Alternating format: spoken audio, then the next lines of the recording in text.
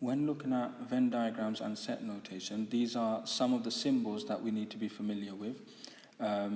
This first one here means the universal set. The universal set is everything that's being considered. So just think of this as everything. The next one, this is the intersection. So this means the intersection, you might have a set A and a set B either side of it. So A intersection B would mean everything that's in both A and B. And usually this is said to be AND. The next one is the union. The union, again, I could have an A here and a B here. A union B would mean everything that's either in A or in B or in both. Okay, so this one is normally said as or.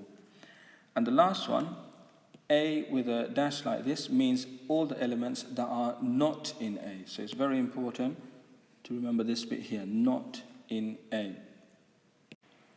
I'm going to now show you an example of how to draw a Venn diagram using some of these symbols and sets. Okay, so our first set, which is the universal set, is all the numbers from 1 to 10, including 1 and 10. Okay, now a Venn diagram normally has a rectangle.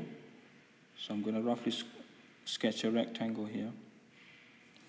So a rectangle, and it may have some circles to represent all the other subsets that fall within this universal set. Okay, so I need a circle for the set A.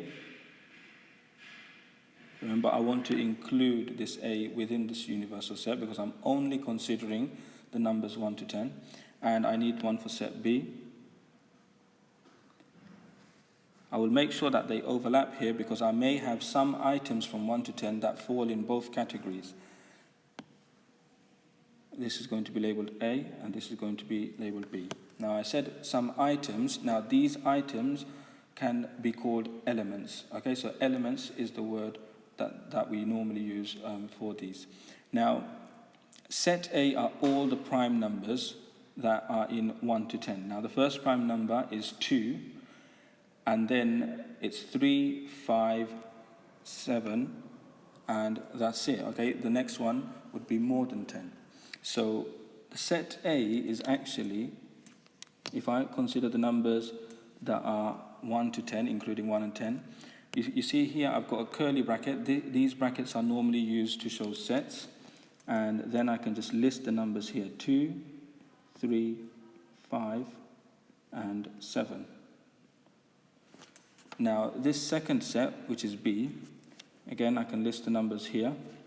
I have 1, 3, 5, 7, and 9.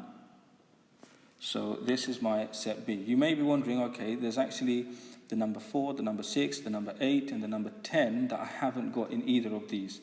Now, if I don't have it in either of these, they can go here, which is the universal set. So I'm going to write the symbol for that here. Okay, so that's my universal set. So anything that doesn't go in A or B, but it does go in my universal set would be around here inside the rectangle, okay? So now let's look at the intersection. So the intersection is this bit here, and we have the common numbers 3, 5, and 7. Okay, so these are prime numbers and they are also odd numbers. Okay, so I can write those numbers in the intersection. So 3, 5, and 7 all go in the middle here. Now I have 2 here, which is a prime number, and that goes here. Okay, it can't go in the intersection because it's not an odd number. Remember, the B was for odd numbers. Now I also have 2 other odd numbers that are not prime numbers, so they won't go in, again, it won't go in the A and it won't go in the intersection, they will go here. So I have 1 and 9 that go here. So now if you look at my set B, I've got 5 elements here and I had 5 elements here. If you look at my set A, I've got 4 elements here and I had 4 elements there. Now remember, there were some numbers between 1 and 10 that we don't have in either A or B. They will go around the rectangle here. So inside the rectangle, around here. So we have the number 4, the number 6, and the number 10. Okay, so these are the other numbers that are in my universal set, but they are not in A and they are not in B. So this is the Venn diagram complete. Now I am asked to write down all the elements in each of these sets, okay? And I'm going to use curly brackets to show them. So this first one is A intersection B, or A and B. It has to be both A and B, and that means it's these numbers here. So this would be 3, 5, and 7. Okay, so that's my A intersection B, and that's here. Not B, so everything that's not B. Now I'm going to highlight that to show what that would look like. So that's everything that's not in the circle where I have B. So notice that this intersection here, the B intersection A, is also part of B. So it has to be outside of this B circle, and what I have is the 2, the 4, the 6, and the 10. Okay, so these are the numbers that I will have to be able to do there. So these would be, so not B would be 2, 4, 6, and 10. And my next one is A union B. That could be in A, it could be in B, and it could be in the intersection. So it's all of these numbers inside here.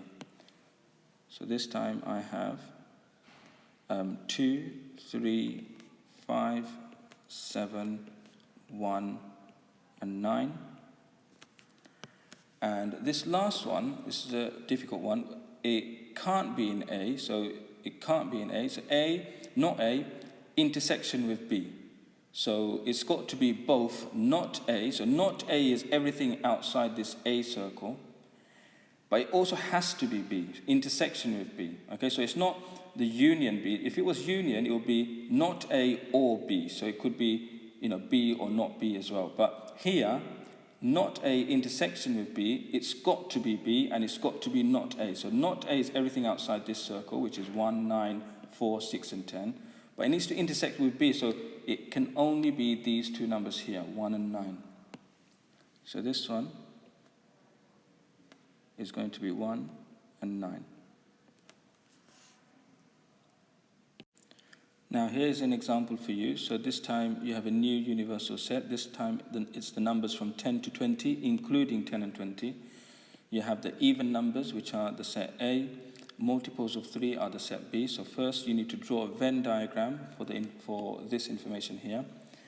And your second question is to write down all the elements in A union B, A intersection not B, A intersection B, but not that. Okay, so this is the work that you have to do. These questions I would like you to put your answers into curly brackets, which is what we normally use for sets.